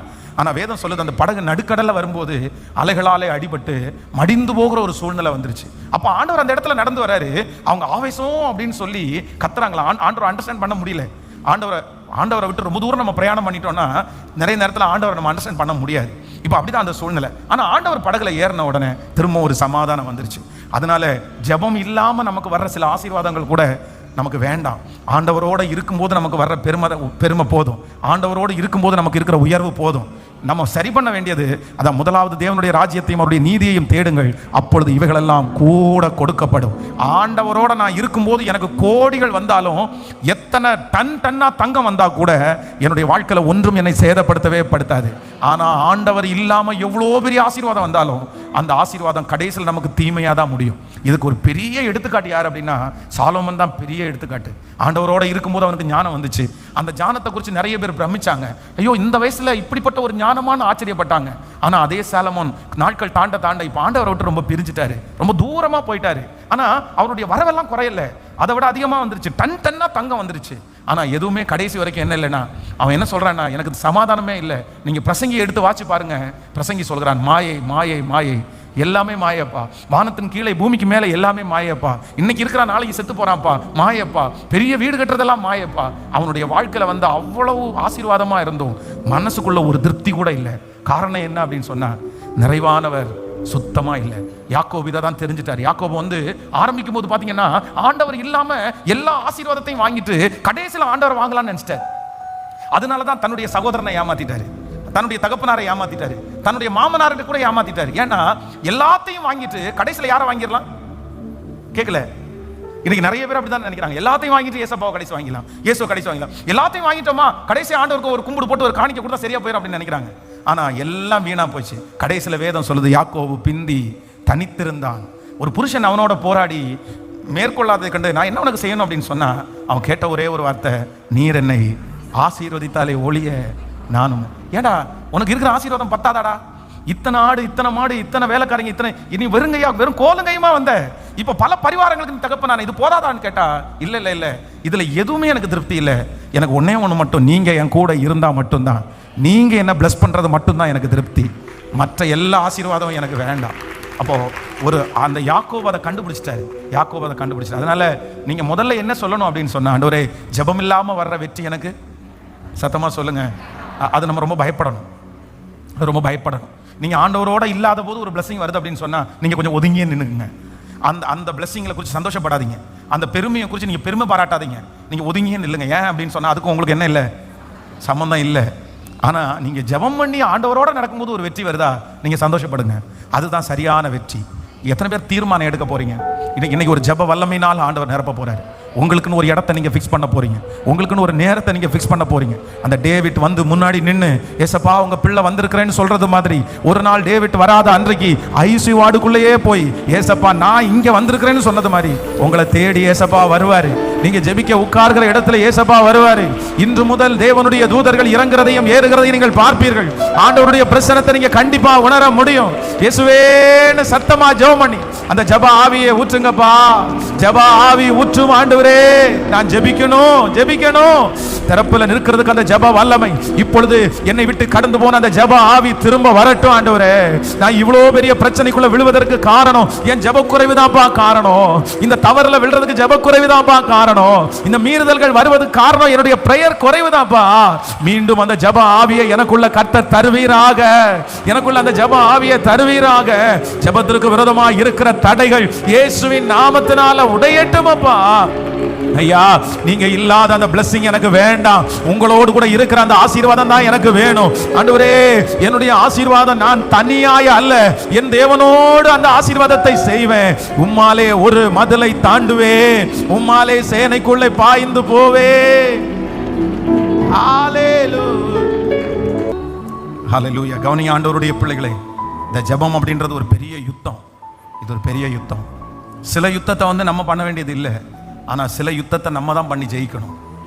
இப்போது நம்முடைய வாழ்க்கையில் ரொம்ப நம்ம பின்னாடி போகிறது என்ன அப்படின்னு சொன்னால், நம்முடைய குற்றமனசாட்சி தான் நம்மளை பின்னாடி கொண்டு போகும். என்னென்னா, நான் ஜெபம் பண்ணாலாம் ஆண்டவர் கேட்பாரா? நான் இவ்வளோ மிஸ்டேக் பண்ணியிருக்கிறேனே, நான் எப்படி ஜெபம் பண்ணுறது? ஆண்டவருடைய முகத்தை எப்படி ஆதாமும் ஏவாளும் ஆண்டவருடைய முகத்தை பார்க்க முடியாமல் அவங்களுக்கு ஒரு தடை இருந்துச்சு பாருங்களேன். அவங்களால என்ன பண்ண முடியலன்னா, ஏசப்பாவுடைய முகத்தை பார்க்க முடியல. ஆனால் ஆண்டவர் எப்பவும் போல நார்மலாக தான் இருக்காரு. எப்பவும் கூப்பிட்ற மாதிரி ஆதாமே அப்படின்னு கூப்பிட்றாரு. காணோம், ஆதாமே நீ எங்கே இருக்கிறாய் அப்படின்னு கேட்குறாரு. ஆனால் அவனால தான் என்ன முடியலன்னா, அவருடைய முகத்தை பார்க்க முடியல. ஆனால் அது ரெமெடி கிடையாது. வேதம் சொல்லுது, இளையகுமார் நிறைய தப்பு பண்ணிட்டான், தன்னுடைய தகப்பனாருடைய எல்லா சொத்தையும் வீணடிச்சிட்டான். ஆனால் அவனுக்கு புத்தி தெளிஞ்ச போது, அந்த புத்தி தெளிகிறதுனா என்ன அர்த்தம் அப்படின்னு சொன்னா, புத்தி தெளிந்த போது அவன் ஒரு வார்த்தை சொல்றான், நான் என் தகப்பனார் இடத்திற்கு போவேன், என் தகப்பனார் இடத்திற்கு போவேன். பிரதர், இந்த யுத்தம் முடிவுக்கு வரணும்னா நீங்க ஜெபத்தில் உட்கார்ந்தாதான் முடிவுக்கு வரும். நீங்க இந்த தவறுல இருந்து நீங்க வெளியே வரணும் அப்படின்னு சொன்னா, நீங்க ஏன்னா உங்களை மீட்டெடுக்கிற பெரிய ஆயுதம் எங்க இருக்கு அப்படின்னா, பிரேயருக்கு மட்டும்தான் இருக்குது, தேவ சமூகத்தில் மட்டும்தான் இருக்கு. வேற எங்கேயுமே சில யுத்தத்திற்கு விடுதலை கிடைக்கவே கிடைக்காது. இப்போ இளையகுமாரன் எடுத்த ஒரு பெரிய, நான் என் தகப்பனார் இடத்துக்கு போவேன், நான் அவர்கிட்ட என்ன கேட்பேன்னா, நிறைய சாரி கேட்பேன், என்னால் முடிஞ்ச வரைக்கும் சாரி கேட்பேன். அந்த சாரியிலே ஒரு பெரிய சாரி என்ன அப்படின்னு சொன்னால், ஏற்கனவே நீங்கள் எனக்கு தரணும்னு ப்ராமிஸ் பண்ணது எதையுமே நீங்கள் எனக்கு தர வேண்டாம்.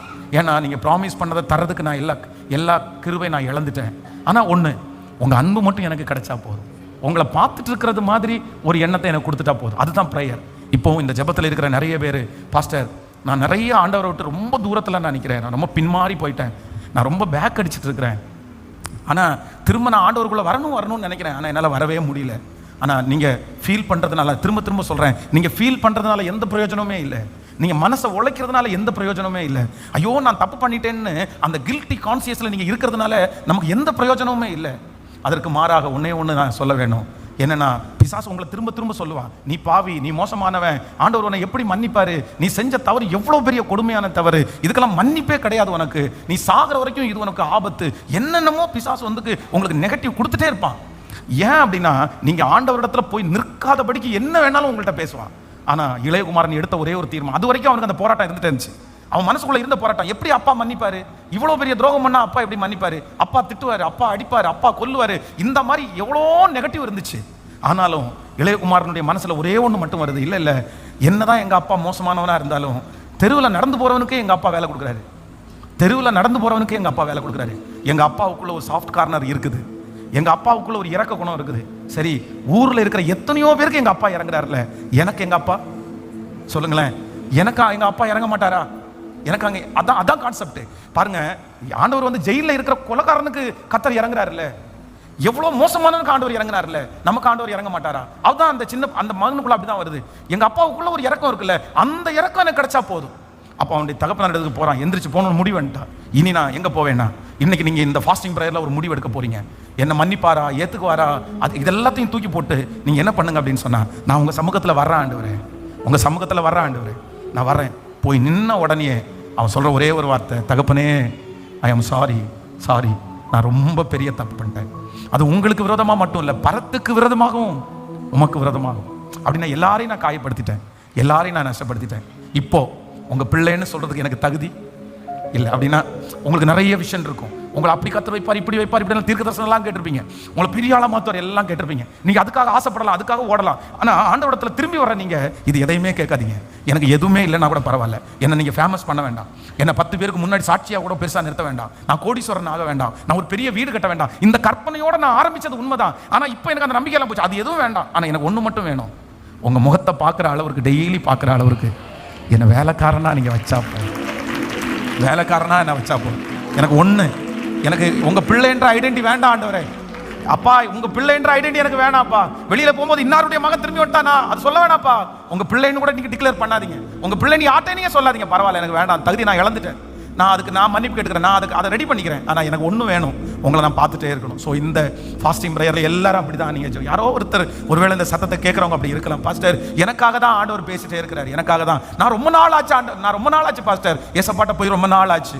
நான் ஏசப்பாட்ட மனசு விட்டு பேசி நான் ரொம்ப நாள் ஆயிடுச்சு. நான் கதறி அழுது ரொம்ப நாள் ஆயிடுச்சு. அந்த சந்தோஷம் என் வாழ்க்கையில் பெரிய சந்தோஷம். என் அப்பா கூட இருக்கும்போது அந்த சந்தோஷத்தை யாருமே கொடுத்ததில்லை. இன்னைக்கு எனக்கு சந்தோஷம் இருக்குது, ஆனால் இந்த சந்தோஷத்தில் பெரிய துக்கம் இருக்குது. 3 நிமிஷம் நான் சந்தோஷப்பட்டேன், 30 நிமிஷம் நான் அழுற மாதிரி இருக்குது.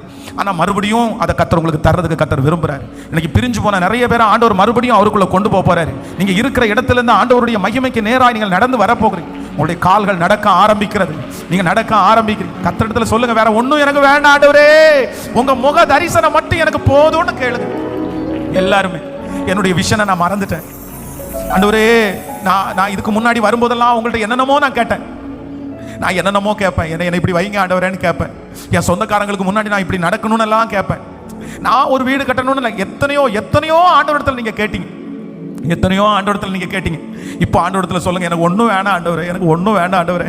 நீங்க இந்த உலகத்தில் இருக்கிற எதுவுமே எனக்கு தராம இருந்தா கூட பரவாயில்ல, எனக்கு நான் இனி இதை விட நான் ஃபேமஸ் ஆகணும்னு எனக்கு வேண்டாப்பா, அது எனக்கு வேண்டாப்பா, அதை விட்டுருங்க ஆண்டவரே, பரவாயில்லப்பா, இந்த அளவுக்கு நான் இருந்தா போதும் ஆண்டவரே. இல்லைன்னா இந்த அளவுக்கு இதை விட நீங்க குறைச்சிட்டா கூட பரவாயில்லப்பா, நீங்க கொடுத்ததை எடுத்துக்கிட்டா கூட பரவாயில்லப்பா, பரவாயில்லப்பா, பரவாயில்லப்பா. இதுக்கு மேல நீங்க என்ன கொண்டு வரணும்னு நான் விரும்பல ஏசப்பா. இதுக்கு அப்புறம் மற்றவங்க எல்லாம் கை தட்டணும் அப்படின்னு நினைக்கலப்பா. 1000 பேர் என்ன இன்னும் புகழ்த்தணும்னு கூட நான் நினைக்கலப்பா.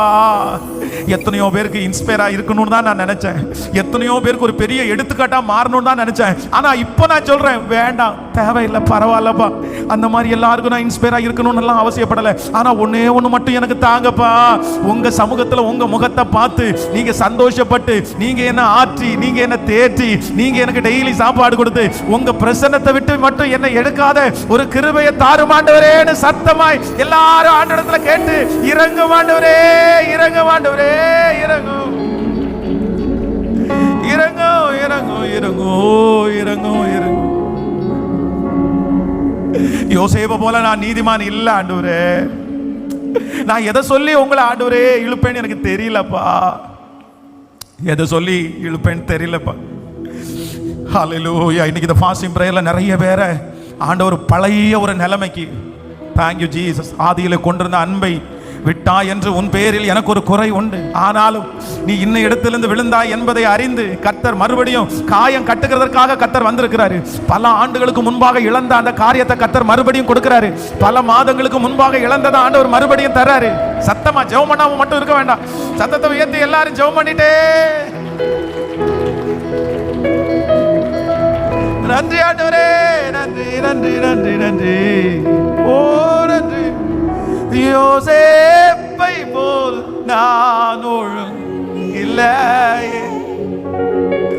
நோவாவை போல் நீதிமானும் இல்லையே. யோசேப்பை போல் நான் ஒழுங்கில்லையே, நோவாவை போல் நீதிமானும் இல்லையே. ஆபிரகாமை போல் விசுவாசி இல்லையே, தானியேலை போல் உம்மை வேண்டவில்லையே. நான் வீணாகி பாழாகி வந்து நிற்கிறேன், சொல்லு. நான் வீணாகி பாழாகி வந்து நிற்கிறேன், நானாகவே வந்து நிற்கிறேன், உம் பிரசன்னத்தில் வந்து நீ இன்று ஏற்றுக்கொள்வீரா, ராஜிய சேர்ந்து கொள்வீரா. சொல்லோ, நானாகவே வந்து நிற்கிறேன், உம் பிரசன்னத்தில் வந்து நீ இன்று ஏற்றுக்கொள்வீரா, ராஜ்ய சேர்த்து கொள்வீரா.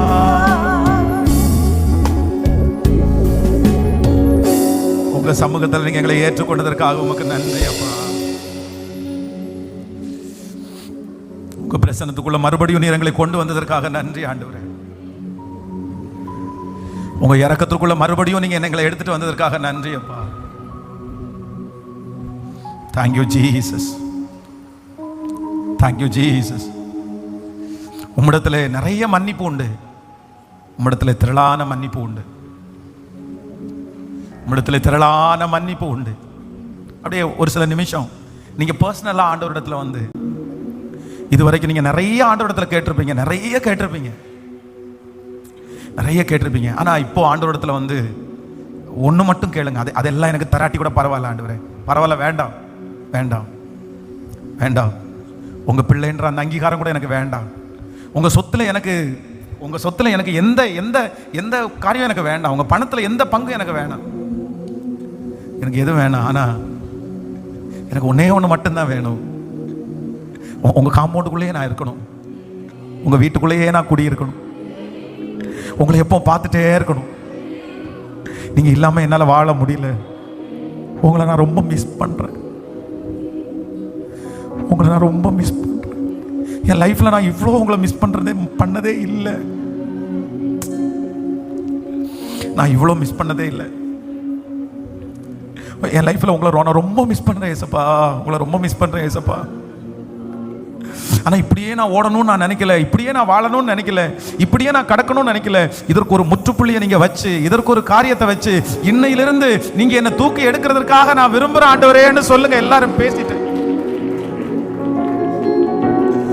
ஓ நன்றி ஆண்டவரே, நன்றி நன்றி நன்றி. கருவில் என்ன காத்தத பார்த்தா அம்மானே சொல்லணும்.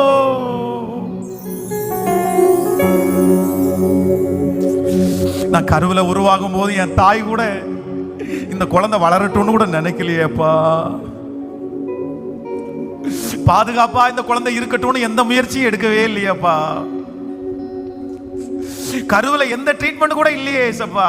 ஆனா கருவில காத்தது நீங்க தானே ஆண்டவரே, நீங்க தானே அப்பா. சொல்லுங்க எல்லாரும் கையை வைத்து, நீங்க எனக்கு வேணும். கருவில என்ன காத்தத பார்த்தா அம்மான்னு சொல்லணும். என் தோளில் என்ன சுமந்தத பார்த்தா அப்பான்னு சொல்லணும். என்ன கெஞ்சுவதும் கொஞ்சுவதும் பார்த்தா அம்மான்னு சொல்லணும். என்ன ஆற்றுவதும் தேற்றுவதும் பார்த்தா அப்பான்னு சொல்ல. ரெண்டு கைகளை மேல வைத்து சொல்லுங்க, உம்மா அப்பான்னு கூப்பிடுவே, உம்மா அம்மான்னு. அப்பா அப்பா, நீங்க கொடுத்த இடத்தை வேற யாருமே கொடுக்கல ஆண்டவரே. நீங்க என்னுடைய இருதயத்தை ஃபில் பண்ணது மாதிரி யாருமே ஃபில் பண்ணல ஆண்டவரே. எப்ராயிமே, நான் உன்னை எப்படி கைவிடுவேன்? எப்ராயிமே, நான் உன்னை எப்படி கைவிடுவேன்? எப்ராயிமே, நான் உன்னை கைவிட மாட்டேன். நீ நடக்க தெரியாத போது, நீ தவழ்ந்து தவழ்ந்து போகும்போது, நீ நிற்க பலன் இல்லாத போது உன் கரத்தை பிடிச்சு நடக்கிறதற்கு என் காலடியை ஃபர்ஸ்ட் உறுதிப்படுத்தினதே நீங்க தான்ப்பா. என்னை நிக்க வச்சதே நீங்க தான்ப்பா. என் பாதத்தை இந்த உலகத்துல வச்சதே நீங்க தானே ஆண்டவரே. நிற்க பண்ணினவர், நடக்க பண்ணினவர், சுமந்தவர், இதுவரைக்கும் நடத்தினவர், இனியும் இந்த எப்ராயிமை கைவிட மாட்டீர் என்று நாங்க நம்புறோம். நன்றி அப்பா, நன்றி நன்றி நன்றி நன்றி.